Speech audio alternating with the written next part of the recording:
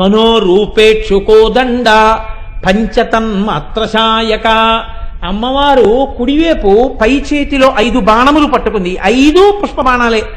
అరవిందము, అశోకము, కూటము, నవమల్లికము, నీలోత్పలము. మన్మధుడు పట్టుకున్నావే, అమ్మవారు పట్టుకున్నావే. 5 పువ్వులే. ఇప్పుడు అమ్మవారు 5 పువ్వులు పట్టుకుంది. ఏమిటా 5 పువ్వులు? 5 తన్మాత్రలు. 5 తన్మాత్రలు ఏమిటి? శబ్దస్పర్శ రసరూప గంధములు. ఇలా నేను ఏదో పెద్ద శబ్దస్పర్శ రసరూప గంధములు అనేటప్పటికి బాబోయ్ ఇవన్నీ ఏమిటో అనుకోకండి. ఇవన్నీ ఏమిటో తెలుసా అండి? ఒక ఊళ్ళో ఒక ఆయన ఉండేవట.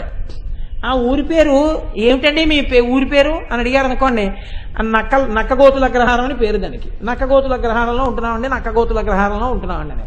ఒకసారి ఈయన ఏం చేశాడంటే పెళ్లి మాటల కోసమని ఈ ఊరి నుంచి ఇంకో ఊరు వెళ్ళాడు. ఆ ఊళ్ళో వెడితే ఆ ఊళ్ళో ఏదో మంచి సంబంధం కలిసి వచ్చింది. వాళ్ళు మీరు ఏ ఊళ్ళో ఉంటున్నారు అని అడిగారు.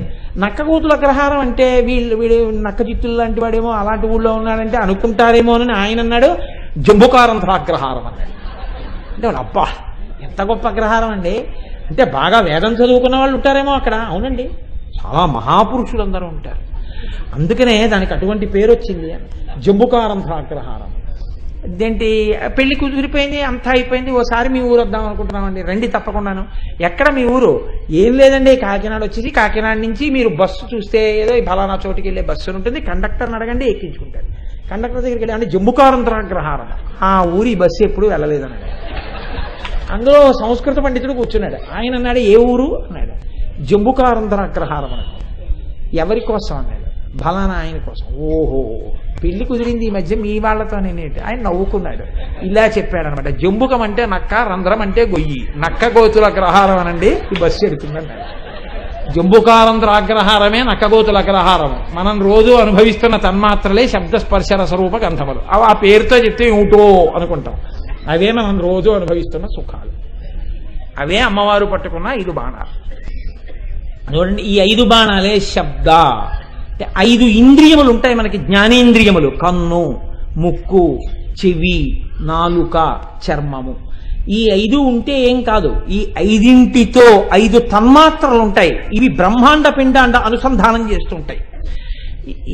చాలా తేలికండి, మీరు ఇట్టే పట్టేసుకుంటారు. ఇవి నువ్వు చెప్పడం ఎందుకంటే మాకు తెలిసి ఇవన్నీ అంటారు. అసలు శబ్ద అదొక తన్మాత్ర. శబ్దము ఏది గ్రహిస్తుంది? కాళ్ళు చేతులు గ్రహించవు, చెవి గ్రహిస్తుంది.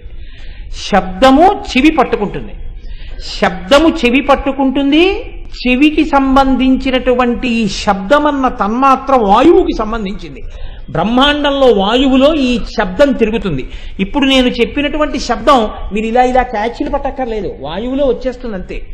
వాయువునకు సంబంధించిన తన్మాత్ర శబ్దము. ఇది గ్రహించేది శరీరంలో చెవి. అలాగే బయట ఏముంటుంది? కాంతి, శబ్ద, స్పర్శ, రస, రూప. రూపము ఎలా తెలుస్తుంది? కంటి చేత. కన్ను అగ్నికి సంబంధించినటువంటి బ్రహ్మాండంలో ఉన్నటువంటి భూతానికి పుచ్చుకునే కేంద్రం కన్ను. కంటికి తన్మాత్ర రూపము. ఇలా శబ్దము చెవితోటి, కంటితో రూపాన్ని, స్పర్శ చర్మంతో, నాలుకతో రుచిని, శబ్ద స్పర్శ రస రూప గంధములు, వాసన ముక్కుతోటి 5 అనుభవిస్తాం. మనసు ఏం చేస్తుందో తెలుసా అండి? ఈ 5టినే మార్చుకుంటుంది. అంతే అది చేసే పని. ఈ మార్చి మార్చి మార్చి మార్చి అలిసిపోతుంది. పిల్ల చూడండి, చంటి పిల్లలు మీరు గమనించారో లేదో, వాళ్ళు ఏం చేస్తారంటే అమ్మ తీసుకొచ్చి 2 గిలకలు, 2 చిన్ని చిన్ని బంతులు అవి అక్కడ పడేస్తారు. వాడు లేచి ఉండి ఏం చేస్తాడంటే వాడేం ఇల్లు ఉడచడు, లేకపోతే వాడేం వెళ్ళి రేషన్ పట్టరాదు. వాడు అక్కడ కూర్చొని ఆడుకుంటుంటాడు. ఎప్పుడు ఆటేవాడు.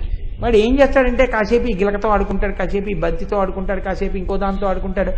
ఆడుకుని ఆడుకుని ఆడుకుని ఆడుకుని ఏం చేస్తాడంటే ఇలా కనురెప్పలు మూత పడిపోతూ ఆకలేస్తోందని ఏడుస్తాడు. ఏడిస్తే అమ్మ వెళ్ళి పాలిస్తుంది. వాడు ఆ పాలు తాగుతూ గుటకలు వేస్తూనే కళ్ళు మూతలు పడిపోతాయి. అమ్మ ఏం చేస్తుందంటే ఆ బుగ్గలు పునికి వాడిని ఊయల్లో పడుకోబెట్టి బట్ట కప్పుతుంది. వాడిని నిద్రైపోతాడు. ఆటలో అలిసిపోతాడు వాడు. మనసు కూడా అంతే. అది 5ంటితో రోజు ఆడుతుంది. ఏమిటి? శబ్ద. ఎప్పుడు ఏదో పిచ్చపాట వినపడుతూ ఉండాలి. మోటార్ సైకిల్ మీద వెళ్ళిపోతూ కూడా ఇక్కడ ఏదో పెట్టేసుకుంటాడు, చెవుల్లో ఏవో పెట్టుకుంటాడు, ఆ వైర్లు కనపడవు. నేను మీరు నమ్మండి నమ్మపోండి, నేను ఒకసారి ఒక రెడీమేడ్ షాప్కి వెళ్ళాను. వెళ్ళి బట్టలు నాకే కనపడతాయో నా ప్రారంభం ఇలాంటివన్నీ. రెడీమేడ్ షాప్కి వెళ్ళి బట్టలు కొన్నాను. కొట్లోకి చాలా మంది రెడీమేడ్ షాపులకి ఎవరు వస్తారండి? చిన్నపిల్లల్ని తీసుకుని తల్లిదండ్రులు వస్తారు. ఒక ఆయన నేను సాయంకాలం వచ్చేస్తాను తప్పకున్నాను, నువ్వు అక్కడ ఉండి అయితేనో అని మాట్లాడుకుంటూ లోపలికి వచ్చేస్తున్నాడు. అక్కడ కూర్చున్న పిల్ల గబాలను వాళ్ళ అమ్మ దగ్గరికి వెళ్ళి అమ్మ పిచ్చాడమ్మా అమ్మ పిచ్చాడమ్మా అని గట్టిగా కలవని ఏడుస్తాడు. వాళ్ళ అమ్మ అంటుంది పిచ్చాడెవరే అంటే అమ్మ అదిగోనమ్మా పిచ్చాడమ్మా వాళ్ళలో వాడే మాట్లాడుకుంటున్నాడమ్మా అని. వాళ్ళలో వాడు మాట్లాడుకోవట్లేదు, వాడు సెల్ ఇక్కడ పెట్టి అది మోగితే వాడు ఏదో ఆన్ చేయకుండానే వాడు మాట్లాడేసుకోవడానికి ఒక పరికరం పెట్టేసుకున్నాడు. పెట్టిన అందుకని వాడు ఇలా మాట్లాడుకుంటూ వెళ్ళిపోతుంటాడు రోడ్డు మీద. అది ఇప్పటికీ చాలా మందికి తెలియదేమో కూడా లోకంలో అసలు అలాంటి పరికరాలు వచ్చేసాయని. కుక్కలు వెంట పడిపోతాయంటే పడవండి, మరి వాటికి తెలియదు కదా. సెల్ వచ్చింది, సెల్కి ఇలాంటి ఇల్లు వచ్చింది, ఇవన్నీ తెలియవు కదా దానికి. అందుకని గబుక్కుని పిల్లలు చూస్తే ఏమనుకుంటారంటే అంకులకి పిచ్చి వచ్చింది అనుకుంటారు కదా.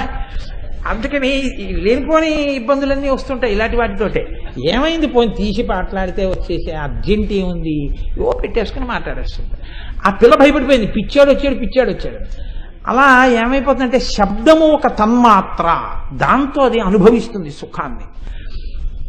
ఎప్పుడు ఏవో పిచ్చి పాటలు, ఏవో వెర్రి పాటలు, ఏవో వెర్రి ధ్వనులు, ఓ పిచ్చి ధ్వనులు వింటుంటే వాడికి అదో సంతోషం.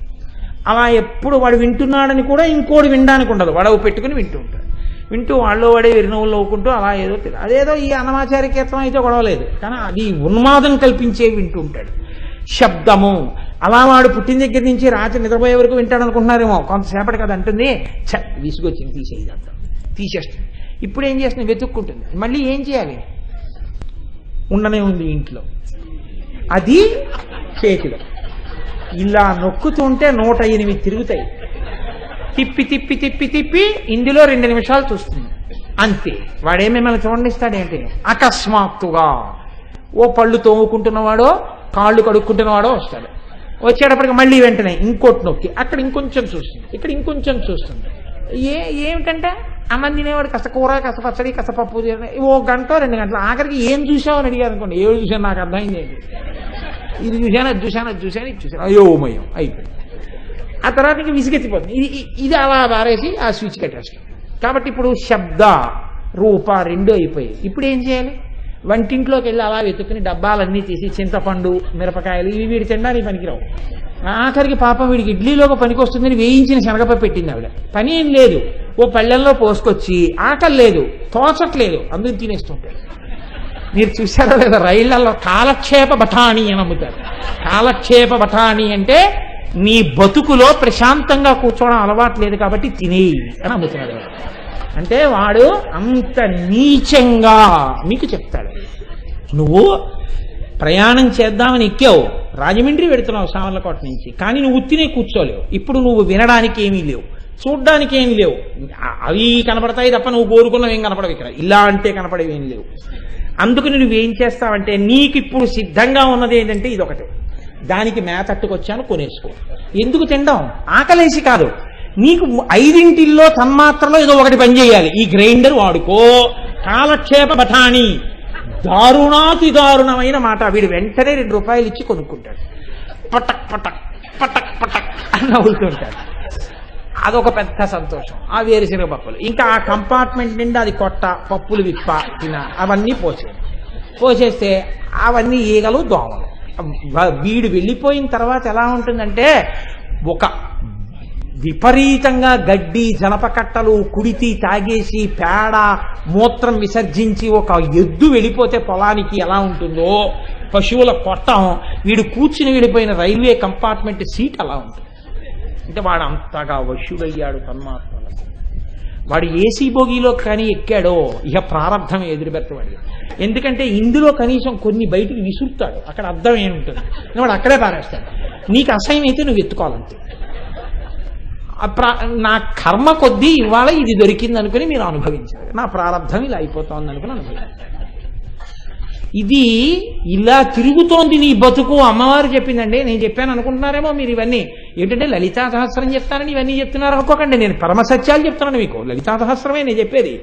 శబ్ద, స్పర్శ, రస, రూప, గంధ, ఇంకా ఏదీ లేదు. పక్కవాడికి తుమ్ములు వచ్చేసే పావలా సింటోటి ఒంటి నిండా రాసేసుకుంటాడు. కొంతమందిని చూడండి, విచిత్రంగా ఉంటుందండి ప్రకృతి. వాడు ఓ పువ్వు పట్టుకుంటే అబ్బో ఎర్రటి గులాబీ పువ్వుని కళ్ళకద్దుకుని ఒక ఆయన పదిలంగా ఎవ్వరూ తొక్కకుండా పక్కకి పెట్టి వెళ్ళిపోతాడు. ఏమి సౌజన్యం, ఏమి సంస్కారం రా అనిపిస్తుంది. ఒక్కొక్కడు ఇలా గులాబీ పువ్వు ఇస్తే అసలు ఈ మర్యాద ఎక్కడిదో కూడా నాకు అర్థం కాదు. కొన్ని చోట్ల పెళ్లిళ్ళకి వెడితే ఆ గులాబీ పువ్వులు ఇస్తారు. అన్ని సౌభాగ్య వస్తువుల్లో ఒకటి తొక్కకూడదు గులాబీ పువ్వుని. నేను ఒకసారి నా ప్రారంభం చెప్పే కదండి, నాకే కనపడతాయి ఇలాంటివన్నీ. ఓసారి నేను ఎక్కడి నుంచో వస్తున్నాను, లోపల పెళ్ళి అవుతోంది. ఆ తాళి కడుతున్నాడు పెళ్లి కొడుకు. మాంగళ్యం తంతునా నేనా మమ జీవనహేతునా అని ఆయన మంత్రం చెప్తున్నాడు. బయట బ్యాండ్ వాళ్ళు కుర్బాని కుర్బాని కుర్బాని బలైపోయావు బలైపోయావు బలైపోయావు అని వీడు. ఆ ఎదురుగుండా వాడు ఏం చేశాడంటే పెద్ద పావును అంటించాడు టపాకాయ. అది మా ముత్యాలు తెచ్చిన చొక్కా కూడా కలిపోయింది. అది ఇలా పడగలు విప్పి బుస్ బుస్ అని ఢామ్ ఢామ్ అని వాడు తాళి కడుతున్నాడు. ఈ సర్పం ఏమిటి, ఈ కుర్బానీ ఏమిటి, వాడు తాళి కట్టడం ఏమిటి, అక్కడ కూర్చున్న వాళ్ళు గులాబీ రేకులు విప్పి తొక్కేయడం ఏమిటి, తినడం ఏమిటి, పూరేకులు ఏమిట్రా ఇది, ఇది అక్కడికి వెళ్ళి ఆశీర్వచనానికి రండి ఆశీర్వచనానికి రండి అంటారు. అది చూసి ఏమి నా ప్రారంభం రా, ఇక్కడ కానీ నేను వచ్చాననుకుని ప్రాయశ్చిత్తం ఇంటికి వెళ్ళి. అంటే ఏది ఎందుకు చేస్తున్నామంటే ఈ తన్మాత్రల యందు లౌల్యం, ఆ లౌల్యంతో కూడిన జీవుల్ని చూస్తుంటే ఓరి బాబోయ్ ఎంత వ్యగ్రతతో ఉన్నారా వీళ్ళందరూ అనిపిస్తున్నాయి. శబ్ద ఇక నేను ఇలా వర్ణించడం మొదలెడితే 60 రోజులు ఈ తన్మాత్రలే ఉంటాయి. ఎందుకంటే మనకు బాగా తెలుసున్నది, నేను అనుభవించేది అదే కదండి. మీరంటే పెద్దలు అనుకోండి, మీకు ఉండదు అలాంటి, నాకు అదే ఉంటుంది వచ్చిన బాధ. ఈ శబ్దస్పర్శ స్వరూప గంధములోకి లొంగిపోయి ఉంటాం. అయితే విచిత్రం ఏమిటంటే 5 పువ్వులే. 5 పువ్వులైతే స్పర్శ పువ్వుకుంది, పువ్వుని ముట్టుకుంటే చాలా కోమలంగా ఉంటుంది. రసము, పువ్వులో తేనె ఉంది. స్పర్శ రస రూప, మంచి రూపం ఉంది పువ్వుకి. గంధ వాసన ఉంది. శబ్ద, పువ్వుకి శబ్దం ఎక్కడుంది? పువ్వులు పాటలు పాడవు కదా. పెద్దలు అన్నారు, మీరు తీసుకొచ్చి అక్కడ పులిహార పెట్టినా, చక్కెర పొంగలు పెట్టినా, సమోసాలు పెట్టినా తుమ్మిదలు రావు. తుమ్మిదలకి తేనె తీసుకెళ్ళి అక్కడ పెళ్ళల్లో పోసి పెట్టినా రావు. పువ్వులో ఉన్న తేనె కోసమే తుమ్మిద వస్తుంది. తుమ్మిద జంకారం దేని కొరకంటే పువ్వు కోసమే. పువ్వులో ఉన్న తేనె కోసమే. పువ్వులో తేనె తాగేటప్పుడు తుమ్మిద నిశ్శబ్దం అయిపోతుంది. అందుకని తుమ్మిద శబ్దము పువ్వు కొరకు కనుక పువ్వుకి అది పువ్వుకే చెందుతుంది. కాబట్టి ఆ ధ్వని పువ్వుదే. కాబట్టి శబ్దము పువ్వుకున్నది. కాబట్టి 5 తన్మాత్రలు 5 పువ్వులుగా ఆవిడ చేతిలో పట్టుకుంది. ఎవడు అమ్మవారి వైపు తిరిగి భక్తితో నమస్కరించడో వాడిదిగో ఇలాంటి తన్మాత్రలతో పశువు తిరిగినట్టు తిరుగుతూ ఉంటాడు. ఎవరు అమ్మవారి వైపుకి తిరిగి నమస్కరించాడో లౌల్యము నుండి బయటికి వస్తాడు. తన్మాత్ర పోదు, గుర్తుపెట్టుకోండి. తన్మాత్ర ఎప్పుడూ పోదు. బతికున్నంత కాలం తన్మాత్రలు ఉంటాయి. తన్మాత్రలు లేకపోతే జీవితం ఉండదండి. అంటే చర్మానికి స్పర్శశక్తి పోయిందనుకోండి, అప్పుడు వాడు ఉద్ధరింపబడ్డాడు అనుకుంటున్నారా? వాసన చూడడం పోయిందనుకోండి, వాడు ఉద్ధరింపబడ్డాడు అనుకుంటున్నారా? లేకపోతే వాడు రుచి చూడడం పోయిందనుకోండి, వాడు బాగుపడ్డాడు అనుకుంటున్నారా? అది కాదు. లౌల్యము పోవాలి. లౌల్యం అంటారు తన్మాత్రకి. లౌల్యం అంటే ఏమిటో తెలుసా అండి? ఒక్క తన్మాత్రకి ఒక జాతి నశించిపోతుంది. శబ్దమునకు జింకల జాతి అంతా చచ్చిపోతుంది. జింకకున్న లక్షణం ఏమిటంటే దానికి పాట అంటే ఇష్టం. ఆ పాట లతా మంగేష్కర్ దక్కర్లేదు, ఎంఎస్ సుబ్బలక్ష్మి గారి దక్కర్లేదు. వేటగాడు వల పన్నేసి చెట్టెక్కి కూర్చుని పాట మొదలెడతాడు. ఆ పాట వినపడగానే ఎక్కడున్న జింకలు మేత వేస్తున్నవి ఇలా తలపైకెత్తి అరటి దొప్పలు తిప్పినట్టు ఇలా ఇలా చెవులు ఆడించి పరిగెత్తుకుంటూ వచ్చి మళ్ళీ ఆగి ఎట్నుంచి శబ్దం వస్తోందో అటు పరిగెడతాయి. పరిగెత్తి ఆ పాట కోసం పరిగెత్తి వలలో పడిపోతాయి. వలలో పడిపోగానే అది తప్పించుకునే లోపల వేటగాడు చెట్టు మించి కిందకు దూపి బడిత పెట్టి బాజేస్తాడు. బాది కాళ్ళు విరగ్గొట్టేస్తే పడిపోతుంది. పడిపోయిన తర్వాత తీసుకెళ్లి చంపి తోలు ఒలిచేస్తాడు. లేడి జాతి జాతి శబ్దమునకు నశించిపోవుచున్నది. స్పర్శ, చాపకి కడుపు నిండిపోయినా సరే రసేంద్రియ లౌల్యం. ఈ కేవలం వానపాము ముక్క కనపడింది అనుకోండి, ఓసారి అలా రుచి చూసి చప్పరించి వెళ్ళిపోదాం అనుకుని వాడు లోపల గుండు సూదిని ఇలా తిప్పుతాడు. తిప్పి పెట్టి చాప పడిందో లేదో చూడ్డానికి పైన నీటి మీద తేలే చిన్న పుల్ల పెడతాడు. ఒడ్డుని ఇలా పట్టు కూర్చుంటాడు. ఈ వెళ్ళిపోతున్న చాప వెళ్ళిపోకుండా ఏం చేస్తుందంటే ఆ చిన్న ఎరని చూస్తుంది. దానికి కడుపు నిండా ఉంది, వెళ్ళిపోవచ్చు చక్కగా. వెళ్లకుండా ఒక్కసారి చప్పరించి వెళ్ళిపోదా ఉంటుంది అని ఇలా అంటుంది. ఇప్పుడు ఎర్ర లోపల సూది ఉంది, అది నోటికి గుచ్చుకుంటుంది. గుచ్చుకోగానే విడిపించుకోవడానికి బాధతో ఇలా ఇలా అంటుంది. ఈ పైనున్న పుల్ల కదిలి మునుగుతుంది, చేప పడిందని వాడు ఇలా అంటాడు. నీటిలో ఉన్న చేప నేల మీద పడుతుంది, అంతే, వాడికి ఆహారం అయిపోయింది. వానపాము ముక్క తిందామనుకున్న చేపల జాతి సమస్తం రసేంద్రియ లౌల్యమునకే ఆహారంగా మారి నశించిపోతుంది. శబ్ద స్పర్శ, ఏనుగు లాంటి బలమున్న ప్రాణి, ఏనుగు వంటి లక్ష్మీస్థానం ఉన్న ప్రాణి లోకంలో లేదు. కేవలం కండూతి, చర్మానికి ఉండేటటువంటి కండూతి కోసం గొయ్యి తవ్వి ఎండు కర్రలు పేర్చి పైన ఆకులు వేసి ఆడ ఏనుగు యొక్క బొమ్మ పెడితే వచ్చి నించుని ఇలా ఇలా ఒరుసుకోవడంలో ఆ ఊపుకి గోతులో పడిపోయి మామటివాడు పొడుస్తుంటే ఇంత లక్ష్మీస్థానం కుంభస్థలంగా ఉన్నది రూపాయి ఇచ్చుకుని వాడికిచ్చి ఆశీర్వచనాలు చేస్తూ నిలబడుతుంది. ఏనుగుల జాతి అలా పాడైపోయింది. దేనికి? స్పర్శ వల్ల. శబ్ద స్పర్శ రస రూప. దీపాన్ని చూస్తుంది, ఇది తినే వస్తువు అనుకుంటుంది మిడత. ఎన్ని మిడతలో వచ్చి దీపం మీద పడిపోయి కాలిపోయి కింద పడిపోతుంటాయి, చచ్చిపోతుంటాయి. చూస్తూనే ఉంటాయి మిడతలు, అయినా వచ్చి అలా దీపం మీద పడిపోతుంటాయి. వానాకాలంలో తెల్లవారి రోడ్డు మీద పెడుతుంటే కుప్పలు కుప్పలు పందులు తినేస్తుంటాయి, కాకులు తినేస్తుంటాయి. మిడత పడిపోతుండడం చూస్తోంది, అయినా ఇన్ని మిడతలు ఎలా పడిపోతున్నాయి అంటే కంటికి లౌల్యము. ఆ దీపాన్ని చూడగానే వచ్చి దీపం మీద పడిపోతుంది, అంతే, కాలిపోతుంది. చూపు యందు లౌల్యము చేత మిడతల జాతి నశించిపోతోంది. శబ్ద స్పర్శ రస రూప గంధ వాసన చూడడం చేత తుమ్మెదల జాతి నశించిపోతోంది. తుమ్మెద కడుపు నిండా తేనె తాగేసింది, సాయంకాలం అయింది, పద్మం విచ్చుకుంది, వచ్చి దాని మీద వాలింది. వాలి కడుపు నిండా ఉంది, ఇంకా తేనె ఎక్కర్లేదు. అందుకని ఇప్పుడు ఆ వాసన చూస్తూ మత్తెక్కి అందులో పడుకుంది. సూర్యాస్తమయం అయింది, పద్మం ముడుచుకుపోయింది. ఇప్పుడు ముడుచుకుపోయిన పద్మంలోంచి బయటికి రావడం తెలియదు తుమ్మెదకి. లోపలే అలా ఎగరలేక రెక్కలు సరిపోక కొట్టుకుంటూ పైకి లేస్తూ పడుతూ అలా ఉంటుంది. ఈలోగా తెల్లవారే లోపల ఏనుగుల మంద వచ్చి ఈ పద్మాన్ని పట్టుకుని పైకి లాగేసి విసిరి అవతల పారేస్తాయి, లేకపోతే కాళ్ళ కింద పెట్టి తొక్కేస్తాయి. లోపల ఉన్నటువంటి తుమ్మెద కూడా నశించిపోతుంది. వాసనకి తుమ్మెద పోయింది. ఒక్కొక్క ఇంద్రియానికి లౌల్యం ఉంటే ఒక్కొక్క జాతి పోతోంది. 5 ఇంద్రియములకు లౌల్యముతో నువ్వేం పొందుతావు? నీకు 5 ఇంద్రియాలకి లౌల్యమే ఉంది, నీకు 5 ఇంద్రియాలని వాడడం రాలా. శబ్దమునకు లౌల్యం, స్పర్శకి లౌల్యం, రూపమునకు లౌల్యం, గంధమునకు లౌల్యం, రసమునకు లౌల్యం. 5ంటికి లౌల్యమే. అక్కర్లేనివి తింటావు, అక్కర్లేనివి చూస్తావు, అక్కర్లేనివి వింటావు. ఎలా నువ్వు బాగుపడ్డావు అంటే పంచతన్మాత్రశాయక, అమ్మవారి చేతిలో ఉన్నటువంటి 5 పుష్పబాణముల వంక చూసి ధ్యానం చేస్తే తన్మాత్రలు పోవు. కానీ ఎలా మారిపోతాయో తెలుసా అండి? ఇప్పుడు వాసన చూస్తాడు, దేన్ని వాసన చూడాలని కోరుకుంటుంది?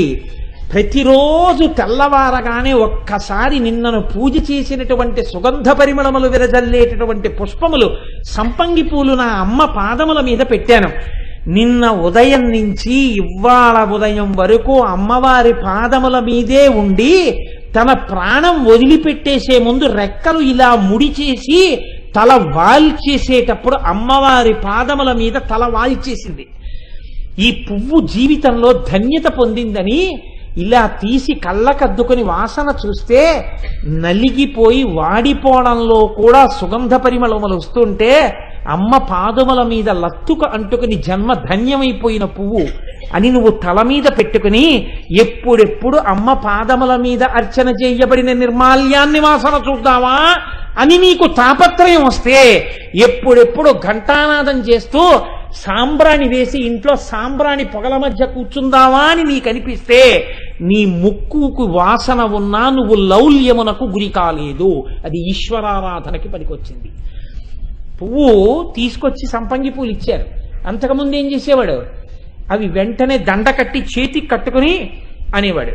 ఇప్పుడు దండ కట్టి పూర్వం పట్టుకొచ్చి భార్యకిచ్చి తల్లో పెట్టుకో అనేవాడు. ఇప్పుడు అంటున్నాడు గబగబా స్నానం చేసి సంధ్యావందనం చేసుకున్నప్పుడు అమ్మవారి పాదాల దగ్గర పెట్టి తీసి అమ్మా నీ అనుగ్రహంగా నా భార్య ఎప్పుడూ ఇలా పుష్పహారం పెట్టుకుని సువాసినిగా ఉండాలి, నా వలన జీవితంలో ధర్మపథంలో ఇద్దరం నడిచే అనుగ్రహం పొందాలి అని కళ్ళకద్దుకుని అమ్మవారి ప్రసాదమై తల్లో పెట్టుకో అంటున్నాడు.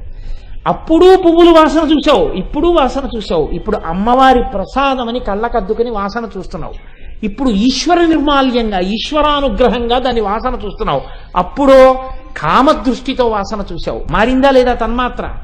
అప్పుడు తిన్నావు, ఇప్పుడు తింటున్నావు రసేంద్రియం, అప్పుడు నీ కోసమని తిన్నావు, ఇప్పుడు ఈశ్వర ప్రసాదమని ఏది తినే ముందైనా ఉమామహేశ్వర పరబ్రహ్మార్పణమస్తు అని తింటున్నాడు. ఆఖరికి ఇది ఎంత అలవాటుకి వెళ్ళిపోయింది, టాబ్లెట్ వేసుకుంటున్నాడు, అలవాటు మీద ఉమామహేశ్వర పరబ్రహ్మార్పణమస్తు అని నోట్లో వేసుకుంటాడు. అలవాటు, అలా అనకుండా వేసుకోలేడు. ఏది లోపలికి వెళ్ళినా అలా అని వేసుకుంటాడు. ఇది పైకి అనక్కర్లేదు, లోపల నడిచేస్తుంటుంది. అంటే ఆయన తిన్నదంతా ప్రసాదమే తింటాడు. ఇప్పుడు ఏమైంది, ఆయన జీవితం అభ్యున్నతి వైపు వెళ్ళిపోయింది. ఆయన పూర్వం స్పర్శ సుఖం కోసం వెంపర్లాడేవాడు, ఇప్పుడు వెంపర్లాడుతున్నాడు ఏ స్పర్శ సుఖం కోసం. ఎప్పుడెప్పుడు గురువుగారి పాదాల మీద నా తల పెడతాను, ఎప్పుడెప్పుడు గురువుగారి పాదాల మీద నా నుదురు తగిలితే ఆ మహానుభావుడు నడిచినటువంటి నడత, ఆ మహానుభావుడు చేసినటువంటి ఉపాసన, ఆయన అనుగ్రహం, ఆయన నాడీమండల కేంద్రాలన్నీ ఆ పాదాల్లో ఉన్నాయి, ఆ భక్తి నాకు కూడా కలగాలి, అందుకని నా తల ఆయన పాదాలకి తగలాలని వినయంతో వంగి తల తీసుకెళ్లి పాదాలకి తగిలిస్తున్నాడు. పూర్వం ఇలా అనేవాడు, ఇప్పుడు భగవంతుడి దగ్గరికి వెళ్ళి వంగి తల తగిలేటట్టు నమస్కరిస్తాడు. గుంటూరులో హరిప్రసాద్ గారు ఉన్నారు మహానుభావుడు, మనకి వెంకటాచల వైభవం అయిపోయిన తర్వాత ఆఖరి రోజున ఇక్కడ నారాయణ సేవ చేశారు. వారు విపరీతమైన నడుం నొప్పి, బెల్ట్ కట్టుకుంటారు, ఇలా వంగలేరు. నేను నాతో పాటు వచ్చిన వారు అప్పుడు మన మోహన్ రావు గారు వచ్చారు, తెల్లబోయాం. ఇలా మామూలుగా వంగలేని వ్యక్తి దేవాలయంలోకి వెడితే అసలు ఇలా నిలబడింది ఎన్ని మాటలో మీరు లెక్కెట్టాలి. ఎప్పుడూ ప్రణిపాతం చేస్తూనే ఉంటారు, అడుగడుక్కి ప్రణిపాతం చేస్తారు. ఎందువల్ల? ఆ వినయం. అమ్మో నా తండ్రి, నా తండ్రి, పెద్దలు తిరిగిన ప్రదేశం, వంగి నమస్కారం చేస్తుంటారు. ఇప్పుడేమైంది? వినయం, విపరీతమైన వినయం, విపరీతమైన భక్తి. ఇప్పుడు ఎప్పుడు భగవంతుని యొక్క పాదస్పర్శ, ఆయన చెయ్యి తన తల మీద తగలాలన్న కోరికే, పెద్దల యొక్క చెయ్యి తగలాలన్న కోరికే, పెద్దల పాదములు తగలాలన్న కోరికే, పెద్దల పాద సంవాహనం చెయ్యాలన్న కోరికే. ఇప్పుడేమైంది? స్పర్శేంద్రియం ఈశ్వర సేవలోకి మారింది. ఇప్పుడేమంటున్నాడు? నీ పద్యావళులాలకించు చెవులున్ నిన్నాడు వాక్యంబులన్ నీ పేరన్ పనిచేయు హస్తయుగమున్ నీ మూర్తిపై చూపులున్ నీ పాదంబుల పంత మృక్కు శిరముల్ నీ సేవపై చిత్తముల్ నీపై బుద్ధులు మాకు నిమ్ము కరుణన్ నీరజపత్రేక్షణ అంటున్నాడు. ఇక్కడ రావాలి మార్పు. ఇక్కడ మార్పు వస్తే అది గొప్ప. నేను మీకు ఒక ఉదాహరణ చెప్తాను. నా స్నేహితుడు ఒకడు ఉన్నాడు. పూర్వం నా స్నేహితుడు లవకుశ సినిమా మేమిద్దరం చదువుకుంటున్నప్పటి నుంచి కలిసి చూసాం. ఇప్పుడు ₹1 కోటి తీసుకొచ్చి మీరు టీపై మీద పెట్టి లవకుశ సినిమా నువ్వు పూర్తిగా చూడంటే అతను చూడలేడు. ఎందుకు చూడలేడో తెలుసా అండి? లవకుశ సినిమా పెట్టిన తర్వాత ఆ సినిమా నడుస్తుంటే నాదు జపము తపము నా కావ్యమ్మె వృధయగునమ్మా అని రామచంద్రమూర్తి అంటే అమ్మా సందేహింపకుమమ్మ. ఆ రామచంద్రుడు అన్న వాల్మీకి పాత్రని చూసి ఆ రాముడి పాత్ర గురించి ఆ శ్లోకం వినేటప్పటికీ అతని కళ్ళు వర్షించేస్తాయి, అతని ముక్కులు కారిపోతాయి, కారిపోయి తలపోటు వచ్చేస్తుంది. తలపోటు వచ్చేసి ఇంకా తలపోటుతో చూడలేక కట్టేస్తాడు.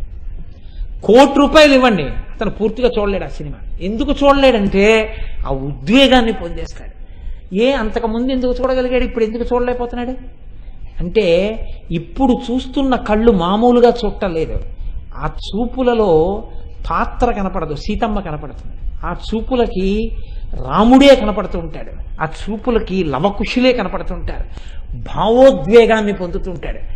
అది రసహృదయం, అది పండిన పంట కలిగిన చేను, అక్కడ తేనె కలిగిన పువ్వు ఉంది, అక్కడే ఈశ్వరుడు భ్రమర రూపంలో ఎప్పుడూ తిరుగుతుంటాడు. ఆ తేనె కోసమే తిరుగుతాడు, ఆ వెన్న కోసమే కృష్ణుడు ఆ గుండెల్లో కూర్చుని ఉంటాడు.